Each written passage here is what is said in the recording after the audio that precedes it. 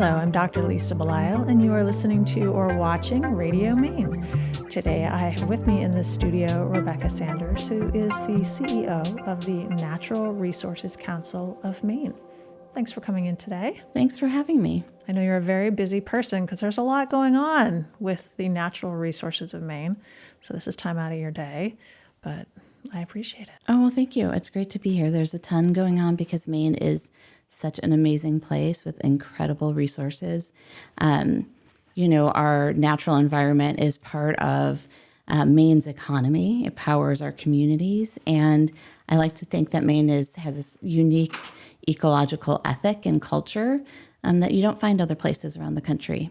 Well, tell me about that, the ecological ethic and culture. So, Maine, I think, is different in that when we talk about environmental issues, in many other places that can be really divisive, that can be partisan in nature.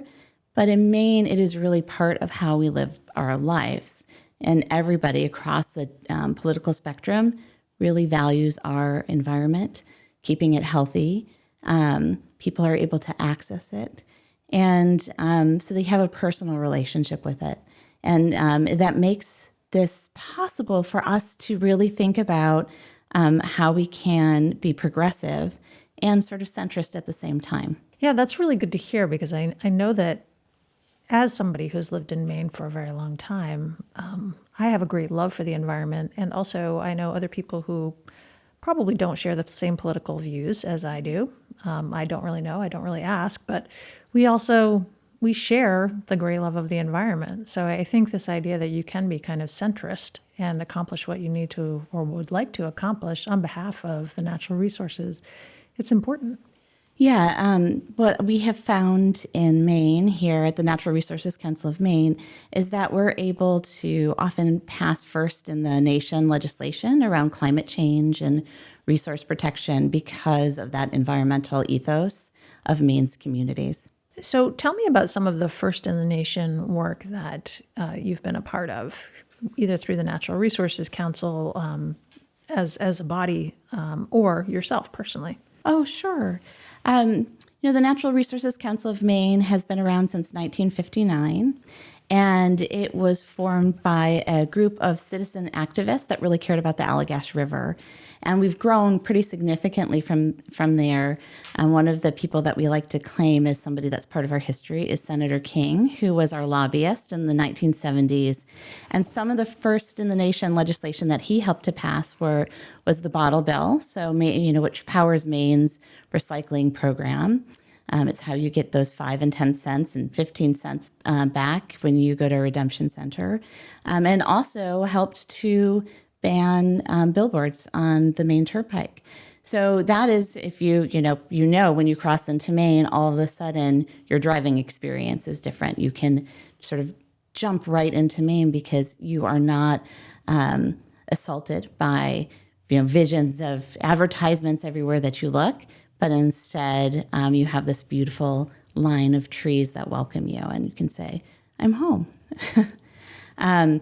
One of the things that one of the pieces of legislation that we just passed was an offshore wind bill. And that is extraordinarily exciting as we're looking at the future of Maine's economy. And we're thinking about what will it mean to have an economy that's powered by electricity instead of by coal and oil, which leads to a lot of instability for people with pricing, in addition to the issues with carbon and climate change. And one of the ways that I think this is a unique bill, and we had a unique approach that was very Maine-centric, was that this wasn't just an environmentalist bill. This was a bill where when we're thinking about putting offshore wind into the Gulf of Maine, we worked with the fishing community. We know that they have some really significant concerns about impacts on the fishing grounds. And so we worked with them to find some solutions to bring them along. And that partnership allowed us to pass this bill, and I think will allow us to get wind power into the Gulf of Maine sooner than we would otherwise, and in a way that can actually benefit communities. What is the traditional concern that somebody who does fishing for a living brings to the table when you talk about wind turbines or wind Sure. power? So when we're talking with the fishing community, it really is about unfettered access to the fishing grounds. We know that the fisheries are changing as the Gulf of Maine is warming. It's the fastest warming body of water in our oceans globally, and that's pretty significant. And so that's changing the composition and availability of their fisheries. So they want to have as much accessible to them as possible without having to have concerns about how the turbines might affect their access to their grounds. So in this case, we actually excluded one of the lobster fishery area 1, which extends through much of the Gulf of Maine and then down into a bit of Massachusetts, so that they would be able to fish as they traditionally have. And at the same time, think about how we're going to be able to get those turbines up and out in a way that's not going to affect them. You may not know the answer to this question. I'll ask you anyway. I've heard that one of the concerns about at least the earlier generation of turbines is noise. And I know that when my husband and I would drive through upstate New York, there were a lot of turbines along the way, but there were also a lot of farms underneath the turbines. And so it seemed like some sort of coexistence was made possible. So what has been done to mitigate noise concerns and other sort of kind of nearer distant effects on the environment? Sure. Well, I think one of the ways that this is really unique when we think about the Gulf of Maine is that because of that partnership with the fishing community, the wind turbines will be so far offshore, we're talking about 40 miles offshore, that it shouldn't disturb people in their homes. They won't be visible from shore. So that is a way that there's lesser impact on people. Now, there are concerns always about wildlife, and we work very closely with Maine Audubon on thinking about where the turbines need to be sited even within the Gulf of Maine to lessen their impact on birds and other wildlife. You have a pretty significant history with the Audubon, I understand, with actually National Audubon. So that's interesting that you already have that background coming in, and now you get to utilize it in a slightly different way. Yeah, I spent almost a decade at the National Audubon Society and started in the Chicago office and built out a Great Lakes program where we also did work on an offshore wind. And then throughout my time there, I moved up into a role eventually called the Chief Field and Strategy Officer, where I oversaw all of Audubon's work across the country. And our work at Audubon is really sort of a couple of different pillars that make it up, and I think really informed my role now at the Natural Resources Council of Maine. We think, of course, about birds I like to say that was the lens at how we made all of our decisions. Are we making a good decision for birds and then the systems that support them? So we would work on conservation of land and habitat. We would work on policy to make sure that the investments in land protection we had would be maintained into the future. And then we worked with a huge grassroots contingent of 2 million members across the country that cared about birds and the environment, and worked to really empower them to take action on behalf of birds. I think it's fascinating that you also have a background in ecological and environmental anthropology, which I didn't actually know was a field of study at all, but it makes perfect sense. Tell me about that. Yeah, I love to talk about this. So my background as an undergrad, it was in environmental science and in anthropology, and mostly because I had a hard time deciding if I really wanted to work with people or if I wanted to work out in nature. And then I went to grad school at an ecological anthropology program. There are only 1 or 2 of those in the country. It was at the University of Georgia, where I split my time between the anthropology department and then in the hard sciences in ecology and biology. And really, this is a study of how people interact with the environment. How do we make decisions? How does our surrounding environment sort of shape who we are and shape culture?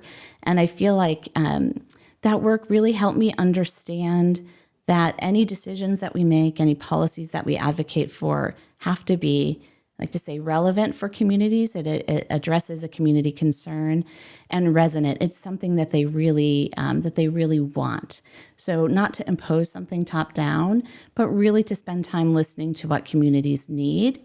Really spending time also then with the data of what's happening in our environment, what's happening with economies, and shaping policy to address all of those things together holistically. It seems like this engaging of stakeholders and building coalition, incredibly important, also could be somewhat time consuming and also requires skills that really cross a lot of different disciplines. Is that true? That is true. I think just on the coalition building part, it is critical for us to get people to the table because we might think we know what they need and want, but we need them there to actually tell us. And very quickly, when you're talking about policy, things get pretty wonky pretty fast. And so you need to have the people that really understand those issues. It allows you to take a little bit more time up front to go faster at sort of the end point. And we need to go fast with the challenges we're facing on climate change. Managing coalitions is it's really fascinating. It's a small political environment that you're working in. Everybody comes to the table with an agenda, and you have to kind of craft how people are going to engage with each other, make sure that you're really understanding people's intentions, and then building the solution with them. One of my very first jobs as an executive director in a leadership role of a nonprofit was with the Chicago Cultural Alliance in Chicago, where I'm from. And this is a coalition of, now it's about 50 heritage-based or ethnic community organizations and museums. And if you want to talk about politics, you talk about community politics within communities and between communities. In a big city like Chicago, it's pretty fascinating.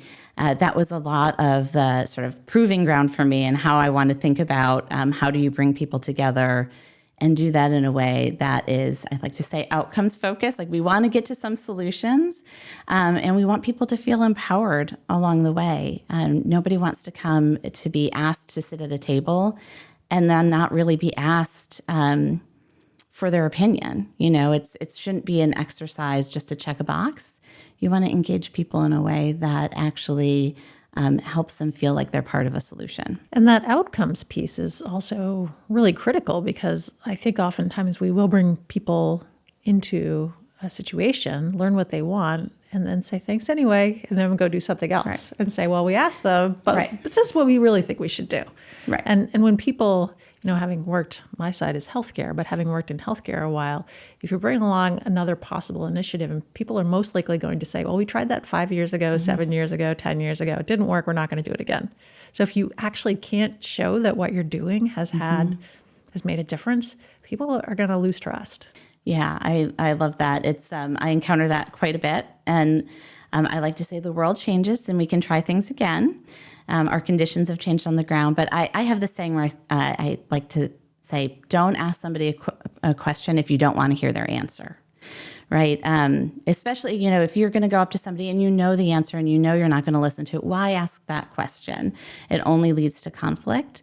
So, I really spend a lot of time thinking and talking to my teams about who are those people that we want to talk to and what does it mean to have an authentic relationship with them. One of the places I think we've seen some challenges in the past year, in particular with Maine's Indigenous communities, with the Wabanaki people. And when we talk about things like renewable energy, where they haven't necessarily been, well, historically across the country, they haven't been part of the conversation, and here in Maine, certainly. And so trying to find some ways to understand how we develop a renewable energy economy here in Maine, how that is respectful and inclusive of the Wabanaki tribes. And doing that means that we do have to ask questions, and we have to hear the answers, and then I say, heed what people are telling us. So you have to take action on what you hear. That might mean the outcome is somewhat different than you thought it was. Maybe you're citing a wind farm in a slightly different location to avoid tribal lands. Or as we're talking about a large wind project in Aroostook County, way up north, do we adjust how the transmission line goes through private property and Maine farms so that we, again, think about how people support themselves? We don't want to impact that negatively. So what does that mean about the flexibility that we have to bring to the solution set that we think we need going forward? I'm glad to hear that you're doing that with the Wabanaki people and also with people from northern Maine, because there's not, my husband happens to be from northern Maine, and there's not a lot of people up there. They're all still pretty important, and they really care about where they live. So just because there are a lot of trees, you can't just say, well, I'm just going to put this thing here and you won't mind, will you? This is where people choose to be, and it doesn't really matter how dense the population is. They care deeply about where they're from. We're all Mainers, right? And so we all have a voice, and we have to find a way to bring those voices to the table. I spent my first sort of longer trip in this role was up to Aroostook County. And I had spent time there when I lived in Maine 20 years ago, working with the university system, and was very eager to get back. And I spent, this week talking to a number of different community organizations, a number of our members.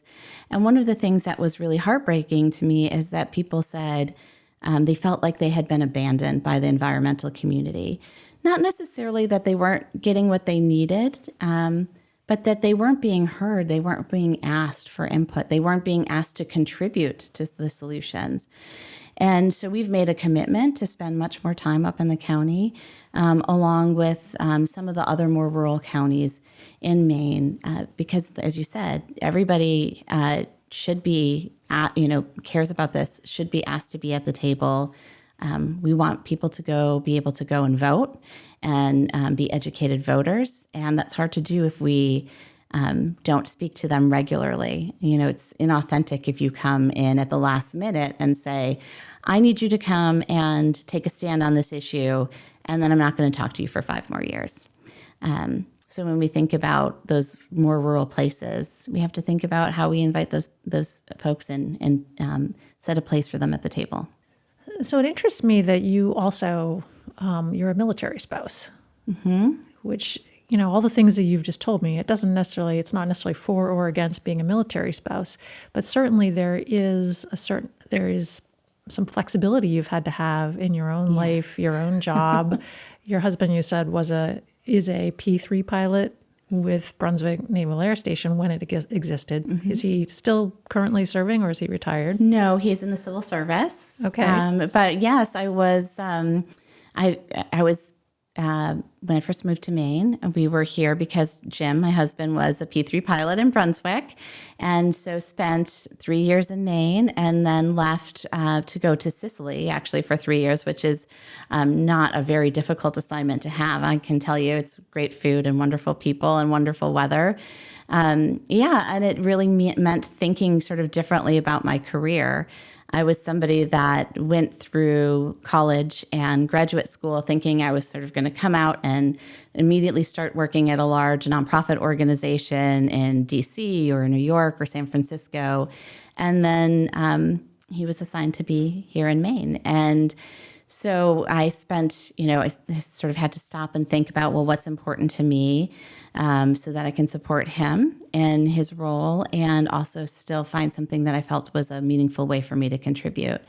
And that meant I worked for the University of Maine system on a college access program that called the Maine State Gear Up program, and it's still around in some form here. But we worked with about 45 schools and communities around the state, to low-income schools, to have children and their families feel prepared for and comfortable with the idea of going to college. And in a state like Maine, that's very different than thinking about doing this type of work in Chicago, where you're in, everybody that you might be talking to is in an economic center. And so they go to college, they can stay in their community, they'll have some place to work. But in Maine, we had to really think through the fear that parents had that their kids would go to college and then leave the family business, leave the community in which they grew up.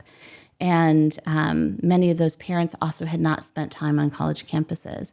And so while in other parts of the country, this program was really geared towards just the kids, we actually spent a lot of time with the parents and invited them onto some of our campuses, say out in Machias or at Orono, to help them feel comfortable in that kind of space, feel like they belonged, and then felt ready that this was an okay thing for their kids to do.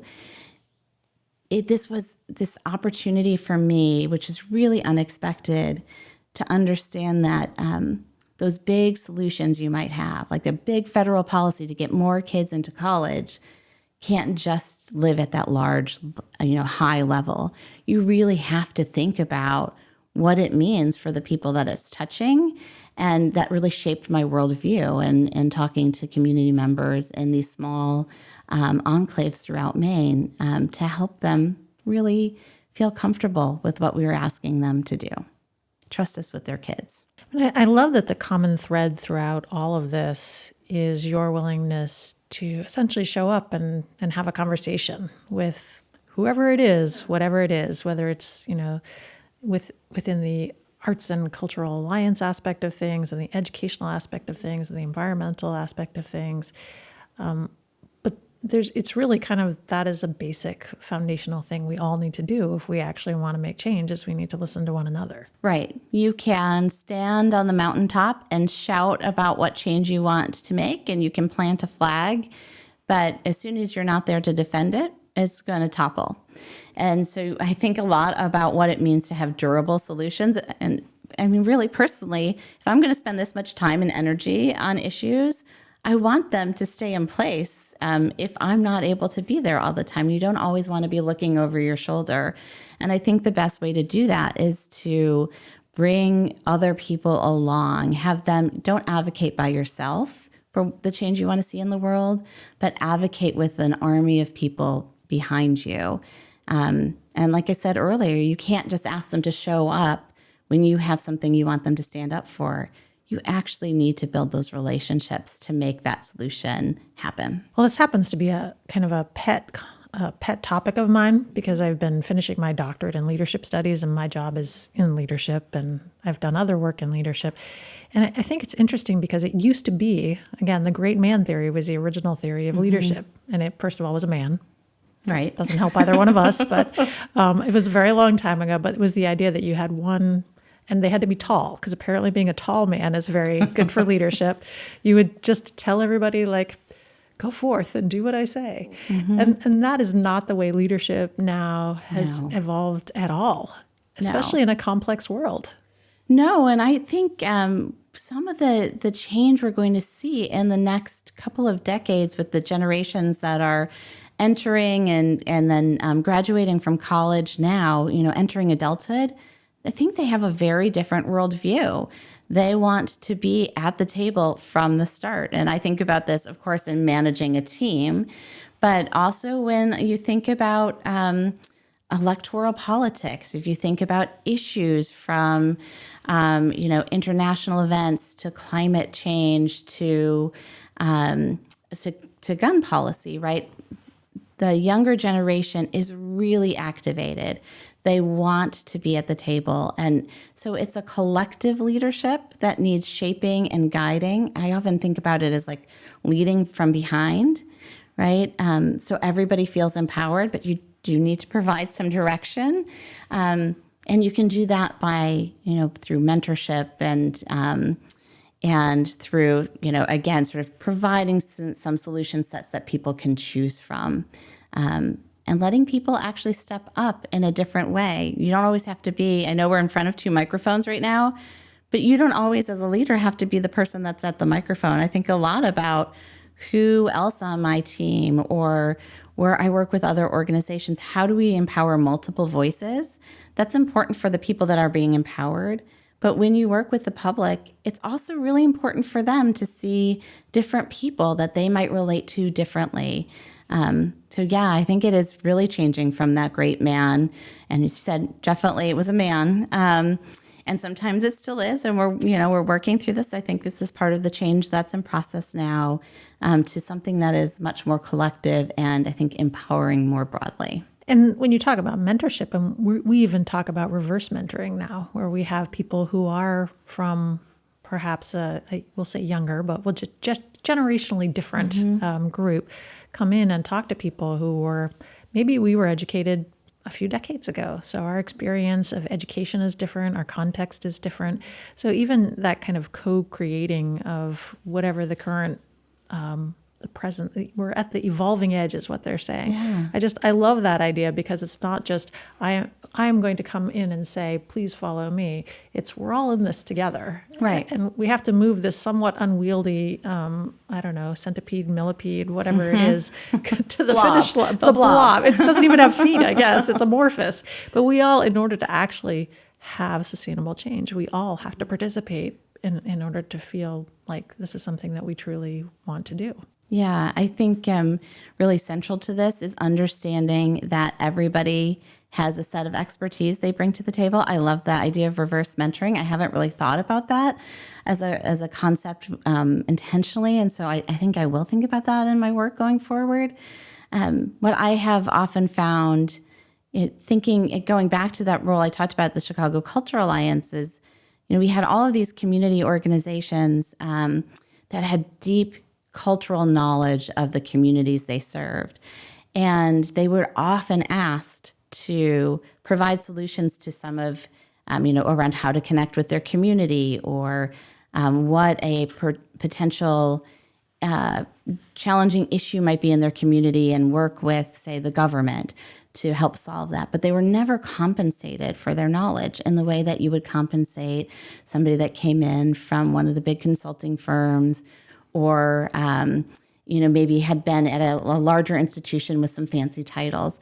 And so, we really tried in that organization, sort of flip the table and say, if you want folks to come in and help engage their community, or help advise you on this, we expect them to be compensated for their time. And I think that's the case too now when we're talking about young people. We think of young people coming out of high school and college and entering the workforce as if they're coming with, totally green and without, sort of knowledge of the world. And I don't think that is quite the same as it used to be. People really start working and thinking about these issues when they are young, when they're adolescents. When I think about environmental issues, they oftentimes, if they go to college, they're getting hands-on experience because the education system has changed so much. We just held a rally before the Land Use Planning Commission's hearing on a proposed mine up near the Katahdin region. And there were about 60 people that testified.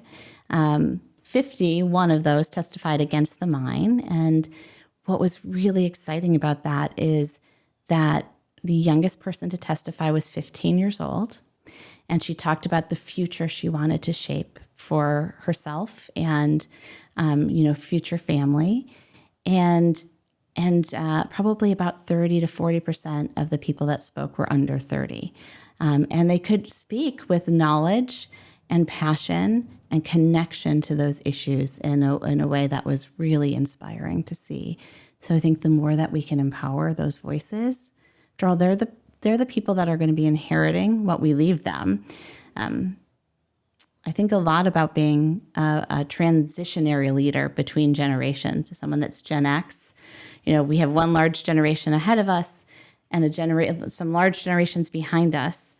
And this is really thinking about, when I'm thinking about environmental issues and climate change in particular, I want to create space for the younger generation to make the solution set that they want going forward instead of dictate to them, because I won't be here to face the implications of it. Yeah, I think that's really important because, in my field, healthcare, we're going to need people to take care of other people. Right. And we have some people who are 70 who are doctors, and they are going to retire, and they're wonderful. They have great things to say. My generation, Gen X, we also have done a wonderful job. And also, people who are coming along behind, they're going to be the ones who are going to be tasked with really caring for our communities. So it's a very similar kind of parallel discussion. And just saying, well, you need to wait until you're older and then you'll know what I know.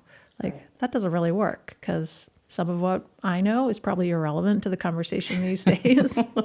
And, if I keep coming forward myself and saying, I know the stuff and you do not, then that's just going to cause just a barrier that won't enable co-creation. Right. And I think the demographics of work are going to change really quickly. I think we're seeing this post-pandemic as the boomer sort of generation really moves towards retirement. Gen X is a small generation, so those positions are going to be backfilled actually very quickly by younger generations. And again, I really believe that it's a little bit different than dictating what the future should be or what we're going to do now, only thinking about the now. But really, part of leadership is how we think about what the future is, right? How do we start making decisions now for the future that we want to see, and then bring in the voices that are going to actually be there leading in the future? Very well said, and a good way to end our conversation, actually. I feel like you and I could continue this conversation for quite a long time. A lot of synergy between, I believe, our experiences in interesting ways. I've been speaking with Rebeccah Sanders. She is the CEO of the Natural Resources Council of Maine, and I invite you to learn more about the work that they are doing, and hope that you will spend some time thinking about the great state of Maine and how we can protect it for future generations. Thank you, Rebeccah, for joining me today in the studio. Thank you for having me. This was a real pleasure. Thank you. I'm Dr. Lisa Belisle, and you've been listening to or watching Radio Maine, and thank you for joining us today.